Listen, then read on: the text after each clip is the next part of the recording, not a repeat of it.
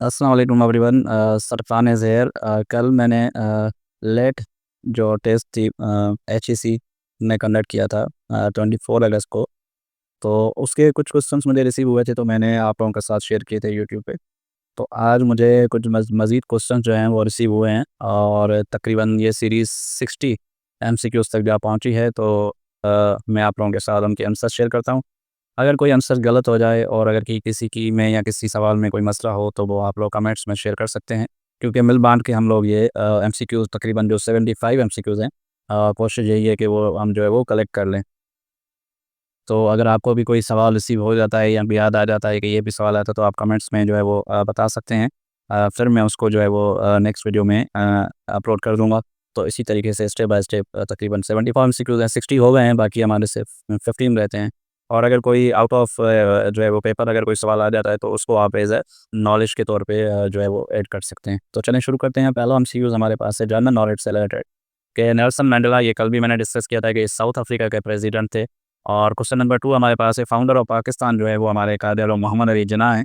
और question number 3 जो हमें रिसीव हुआ है वो है कि who is called mother of nation. तो इसका राइट ऑप्शन हमारे पास है फातिमा जिन्ना। ठीक है, तो फातिमा जिन्ना को mother of nation, Pakistan nation का खिताब है। क्वेश्चन नंबर 4 हमारे पास है फर्स्ट प्रेसिडेंट ऑफ पाकिस्तान जो है वो हमारे पास क्या है, इस्कंदर मिर्ज़ा। और हमारे पास से दूसरा सवाल है first governor general of Pakistan, तो वो हमारे पास हैं कायद-ए-आज़म मोहम्मद अली जिन्ना। ठीक है, ये दोनों दूसरे डिफरेंट सवाल हैं कि प्रेसिडेंट कौन था, इस्कंदर मिर्ज़ा, और गवर्नर जनरल जो है वो कायद-ए-आज़म मोहम्मद अली जिन्ना। तो आप इसको मिस नहीं कीजिएगा, और सवाल को समझ के आंसर को सर्च करके फिर कमेंट में बताया करें कि ये जो सवाल है वो आगे वाकई ये सही है या गलत है, जो भी है। ठीक है, अच्छा जी, क्वेश्चन नंबर 6 हमारे पास है Pakistan became nuclear power in कौन से ईयर में हुआ था? पाकिस्तान जो है 1998 में जो है वो न्यूक्लियर पावर हुआ था।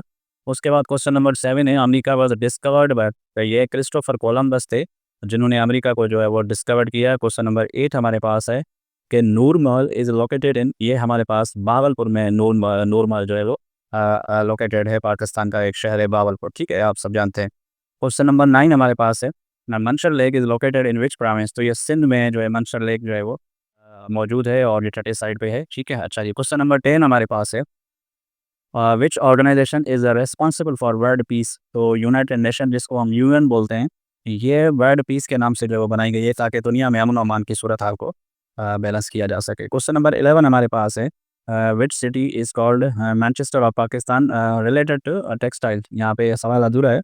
टेक्सटाइल जो है वो फैसलाबाद में सबसे ज़्यादा जो है वो सबसे ज़्यादा फैक्ट्रियाँ हैं, और वो उसी वजह से मशहूर है। क्वेश्चन नंबर 12 हमारे पास है कल्लार कहर इज़ फेमस फॉर, तो ये वैली ऑफ पीकॉक्स, मतलब आप समझ रहे हैं पीकॉक्स किसको बोलते हैं, तो इसकी वजह से ये मशहूर है। ठीक है, चलिए क्वेश्चन नंबर 13 है Chachnama is book of which language, तो ये सिंधी लैंग्वेज का है, और ये चचनामा किसने लिखा था वो भी मैंने कल डिस्कस किया था। तो आप वो अगर आप एमसीक्यूज़ वो भी देखना चाह रहे हैं, तो कल की वीडियो चेक कर सकते हैं।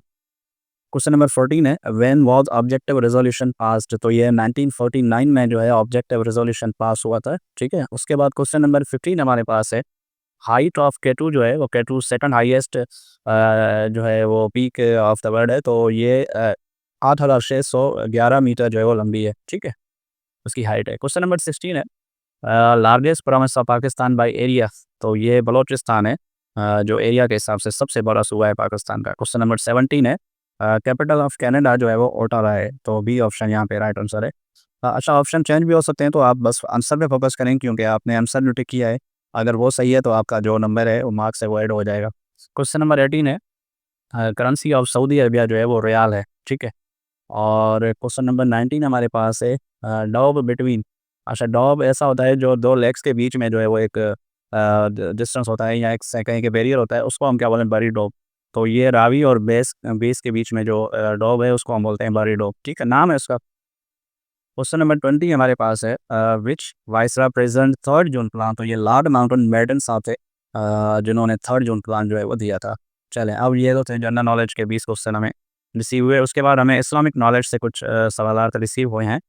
उसमें क्वेश्चन नंबर 21 है सीरीज़ के हिसाब से who gave half of his wealth, मतलब आधी दौलत जो है वो इस्लाम के लिए किसने दी थी गज़वा तबूक के ड्यूरिंग, तो हज़रत उमर में दी थी अकॉर्डिंग टू क्वेश्चन। अच्छा जी, क्वेश्चन नंबर 22 हमारे पास है एंजल रेस्पॉन्सिबल फॉर रिज़्क, तो अल्लाह पाक ने किसकी ड्यूटी रखी है कि वो रिज़्क दे, तो वो मीकाईल अलैहिस्सलाम है।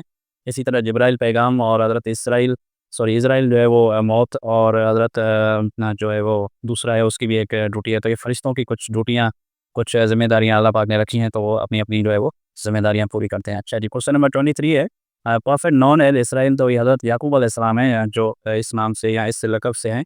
और क्वेश्चन नंबर 24 है कि हौज़ कौसर का मतलब क्या है? हौज़ कौसर मीन्स तो ये रिवर इन पैराडाइज़, जन्नत में नदी का एक नाम है। इसका जो है वो इसको हम बोलते हैं हौज़ कौसर, ठीक है?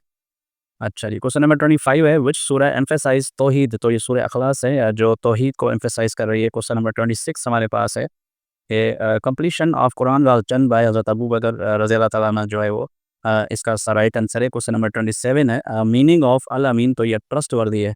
अल अमीन का मतलब होता है यकीन रखने वाला और ईमानदार, तो ये ट्रस्टवर्दी इसका राइट ऑप्शन होगा। क्वेश्चन नंबर 28 है ऑन हाउ मैनी गोट्स ज़कात इज़ ड्यू, मतलब कितनी गोट्स जो है, कितनी बकरियाँ जो हैं वो इस्लाम में आप ज़कात के तौर पे दे सकते हैं, तो वो 40 हैं, 40, ठीक है।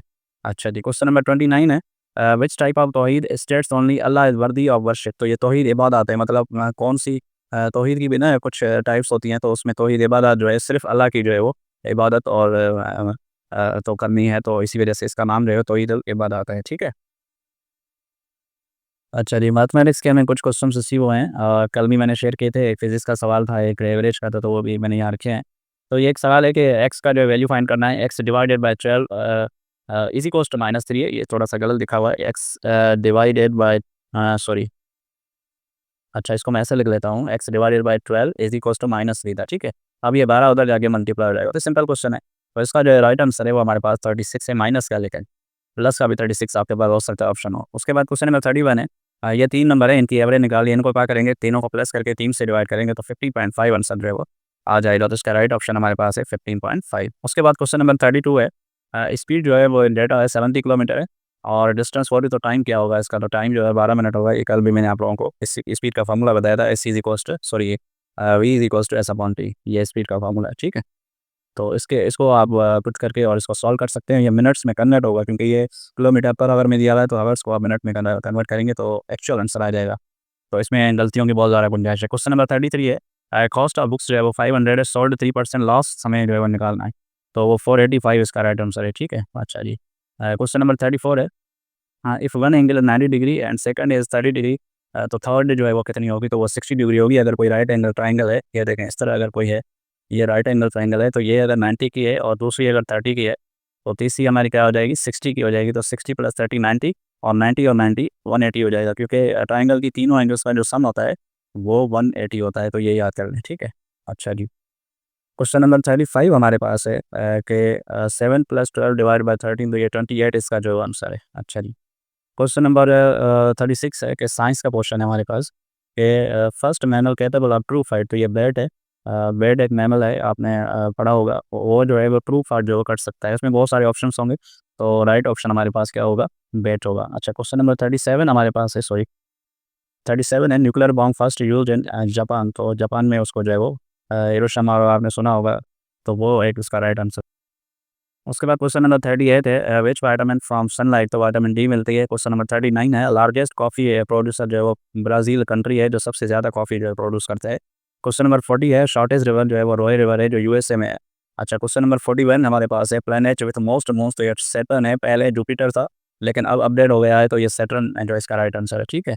अच्छा जी, क्वेश्चन नंबर ये फ्लैग्स और कंट्री से इसका मैंने हेडिंग लगाई है ताकि आप लोगों को समझ आ जाए कौन सा कंट्री है having red circle on background white हो जिसका, तो वो जापान है जिसमें रेड सर्कल और वाइट बैकग्राउंड है, तो ये आप इसको जो है वो देख लीजिएगा आंसर को, ठीक है। अच्छा जी, क्वेश्चन नंबर 43 है करेंसी ऑफ यूएसए जो है वो डॉलर है और करेंसी ऑफ यूके जो है वो पाउंड स्टर्लिंग है, ये ऑफिशियल करेंसी है, ठीक है।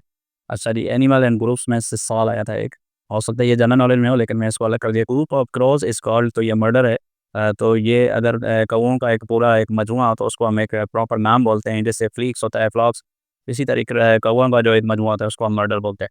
अच्छा जी, कुछ इंग्लिश वोकैबुलरी से कुछ सवाल आए थे। हार्म जो होता है, a person who lives alone away from society, तो ये एक एक पर्सन की खासियत कह लें या उसकी आदत कह लें, तो उसको हम हर्मिट कहते हैं जो सबसे सोसाइटी से दूर हो जाए।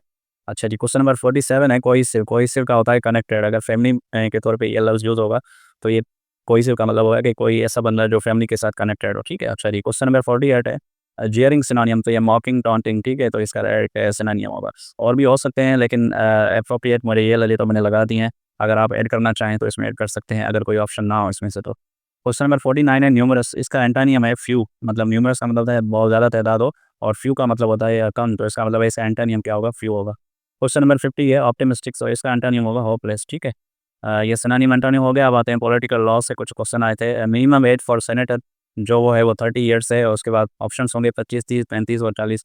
तो राइट ऑप्शन जो है इसका वो क्या हो जाएगा, 30 ईयर्स हो जाएगा। क्वेश्चन नंबर 52 है सेकंड कॉन्स्टिट्यूशन 1960 एब्रोगेटेड इन 1969, ठीक है। उसके बाद दूसरा क्वेश्चन है फर्स्ट कॉन्स्टिट्यूशन 1956 एब्रोगेटेड, मतलब कब खत्म हुआ, वो 1958 में, और ये वाला 1969 में खत्म हुआ था। फिर थर्ड कॉन्स्टिट्यूशन हमारा 1973 है जो अभी तक चल रहा है, ठीक है, जो भुट्टो साहब ने दिया था। अच्छा जी, क्वेश्चन नंबर 54 है उर्दू इडियम मीनिंग से कुछ मुझे सवाल रिसीव हुए हैं। मुल्क अदन संभालना का मतलब होता है इंतकाल कर जाना, ठीक है। अच्छा, जिसमें गलती हो तो बता दीजिएगा कमेंट्स में, क्योंकि ज़ाहिर है ये उर्दू है, तो इसमें भी मिस्टेक्स हो सकती हैं। अच्छा, छबे खून मारना, तो ये इसका मतलब है रात के वक्त अचानक हमला करना, ठीक है, इसका मतलब यही है सिनोनियम, इस पूरे जो इसकी मीनिंग है ये। अच्छा जी, उसके बाद है 56 ओहदा बरा होता, नम्रदारी अदा करना। तो अगर कोई चीज़ मिस्टेक हो जाए तो मैं बार बार आपसे यही कह रहा हूँ, आप बता दीजिएगा। उसके बाद है पानी में आग लगाना, तो इसका मतलब है नामुमकिन को काम करनी, ठीक है, मतलब पानी में आग तो नामुमकिन काम है, क्योंकि पानी में आग बहुत मुश्किल से लगती है, अगर लग जाए तो वह नामुमकिन काम कहलाता है। 58 है पुरस्कार का मतलब क्या होता है, फिर ये मशकूक होता है। उसके बाद 59 हमारे पास है अहमद ने कम उम्र में मुल्क से फ़रार लिया, तो इसका मतलब होगा कि कम उम्र में मुल्क छोड़ दिया अहमद ने, ठीक है। उसके बाद नंबर 60 है काशिफ ने गैर ज़िम्मेदारा नौकरी की ज़िम्मेदार वजह से नौकरी से निकाल दिया गया, तो उसका ये है मतलब, ठीक है। अच्छा, ये कुछ 60 सवाल थे जो मैंने आप लोगों के साथ जो है वो शेयर किए। तो मज़ीद अगर मुझे सवालात रिसीव होंगे तो मैं आप लोगों के साथ शेयर करूँगा। तो इस वीडियो में इतना ही, मिलते हैं नेक्स्ट वीडियो में। Thank you so much, take care and अल्लाह हाफ़िज़।